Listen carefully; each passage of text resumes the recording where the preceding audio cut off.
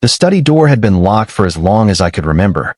When I was little, I used to press my ear against it and imagine that my grandfather was hiding treasure inside. "Grandpa, what's in there?" He would smile. "Things that are only important when you're older." I never understood what he meant. Now, standing in front of that same door, I felt a chill run down my spine. My mother's warning echoed in my head. "Do not open your grandfather's study." That was exactly why I had to. I found the old brass key inside a drawer in the kitchen. My grandmother had always kept spare keys there.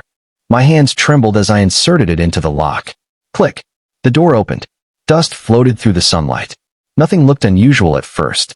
An old desk, a leather chair, bookshelves, family photographs, my grandfather's typewriter. Then I noticed something strange. The room had been disturbed. One drawer was slightly open. A stack of papers lay crooked on the desk.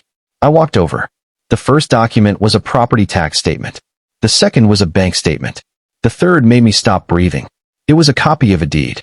I read the names. My grandparents. Then mine. I sat down. The lawyer had been right. The house had never belonged to my mother. It had been placed into a trust for me. But beneath the deed was another document. A handwritten note. I recognized my grandfather's handwriting immediately. My hands began shaking. I unfolded it. "If you're reading this, then I'm gone." I swallowed hard. The next sentence was worse. "And if your mother is telling you that this house belongs to her, do not believe her." I stared at the page. My grandfather knew. He had known this would happen. I kept reading. "Your mother asked me to transfer the property to her years ago. I refused." My heart sank. Why would Mom lie? Then I saw the next line. She did not ask because she wanted the house. She asked because she knew what was hidden beneath it. I stopped. Beneath it? What could possibly be beneath the house? I read the rest. "There is something in the basement that could destroy the person who has been manipulating our family for years." I put the letter down. My grandfather had never spoken to me about family secrets. He was a quiet man. He believed problems should be solved, not discussed. I walked toward the basement door.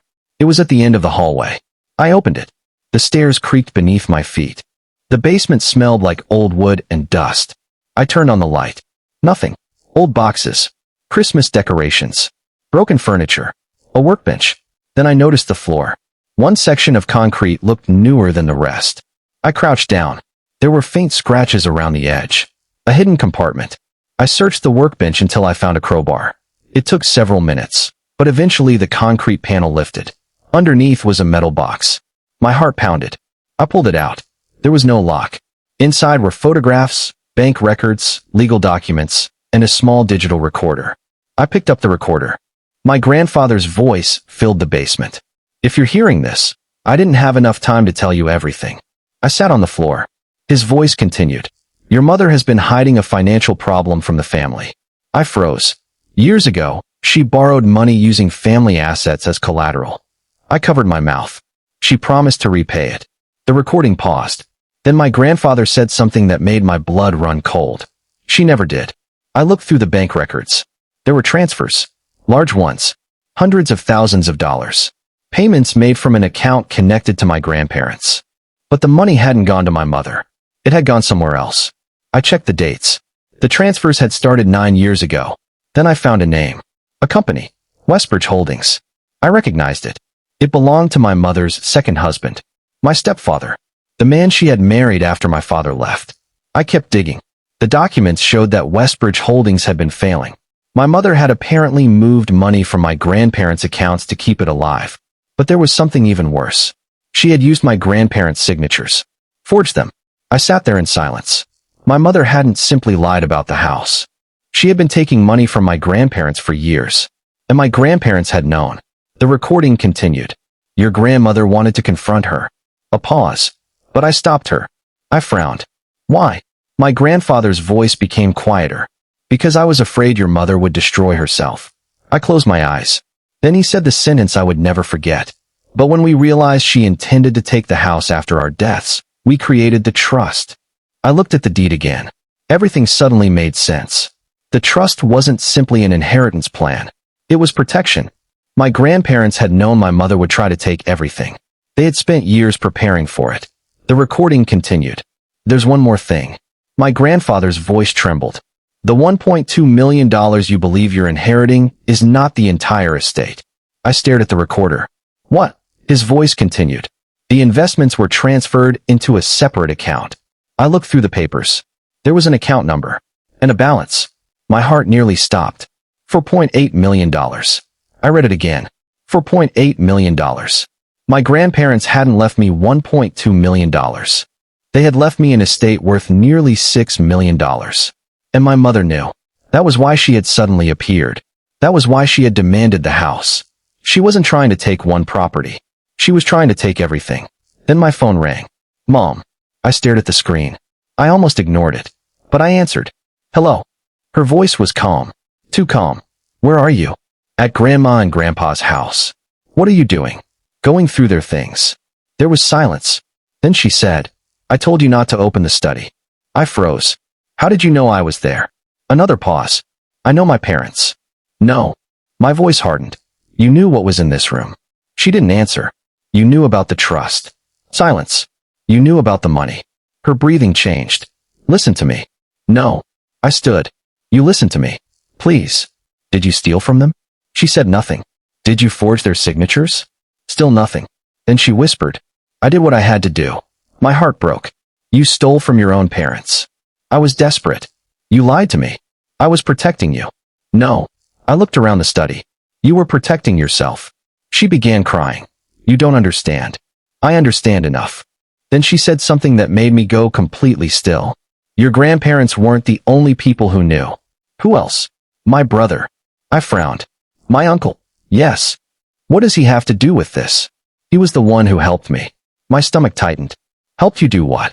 She whispered. Change the documents. The room suddenly felt cold. My uncle had been the person who helped my grandparents with their legal paperwork. He had been the person I trusted. The person who had stood beside me at their funeral. And according to my mother, he had helped alter the records. I looked at the documents on the desk. Then at the locked filing cabinet in the corner. My grandfather's voice echoed in my memory. There is one more thing you need to find. I walked toward the cabinet. The key was taped beneath the desk. I unlocked it. Inside was a thick folder. On the front were 4 words. For my grandchild only. I opened it. And the first page contained a photograph. My mother. My uncle. And a third person. Someone I had never expected to see. My father. I dropped the photograph. Because my father had supposedly abandoned our family 15 years earlier. But the photograph had been taken only 6 months ago. And on the back, my grandfather had written, Your father never left. I stared at the photograph for what felt like an eternity. My father. Alive. Standing beside my mother and my uncle. The 3 people I had spent years believing had nothing to do with one another were apparently connected. My hands were shaking so badly that I nearly dropped the photograph again. On the back, beneath my grandfather's handwriting, were 5 more words. He has been watching you. I couldn't breathe. My father had supposedly left when I was young. According to my mother, he had abandoned us. According to everyone in the family, he had disappeared because he didn't want responsibility. I had spent years believing that story. Now I was looking at proof that it was a lie. I grabbed my phone and called my mother. She answered immediately. Where did you find it? I swallowed. You know. Silence. The photograph, I said. My father. My mother began crying. I didn't want you to find out this way. Then tell me the truth. I can't. You've been lying to me my entire life. I was trying to protect you. From my own father? No. Her voice cracked. From what he knew. I looked at the photograph again. What does he know? She didn't answer. Mom. I don't know where he is. That's not what I asked. I haven't seen him in years. Then why is there a photograph from 6 months ago? Silence. I realized something. She wasn't surprised by the photograph.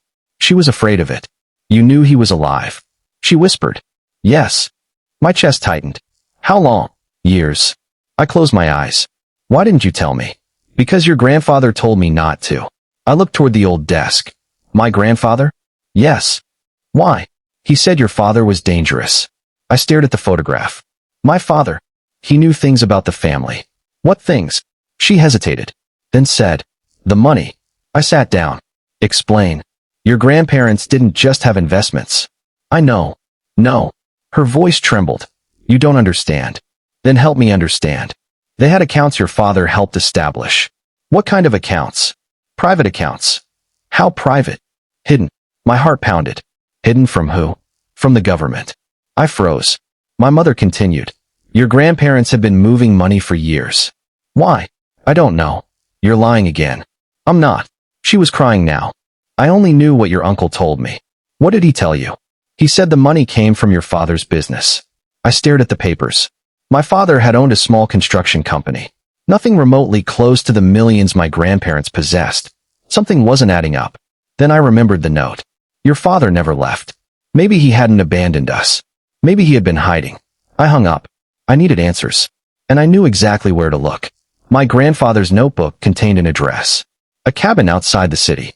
He had written it in the margin beside my father's name. I drove there before sunset. The cabin was small, old, almost invisible among the trees. I knocked. Nothing. I knocked again. Still nothing. Then I noticed the door wasn't locked. I stepped inside. The room smelled like coffee. Someone had been there recently. A chair was pulled away from the table. A newspaper lay open. And on the table was a photograph. Me. Taken outside my house. My heart dropped. Someone had been watching me. I turned around. Who's there? No answer. Then a voice came from behind me. You shouldn't have come. I froze. Slowly, I turned. A man stood in the doorway. Older. Gray hair. A tired face. But the eyes were unmistakable. My father's eyes. I couldn't speak. He looked at me. Neither of us moved. Finally, he whispered. You're grown.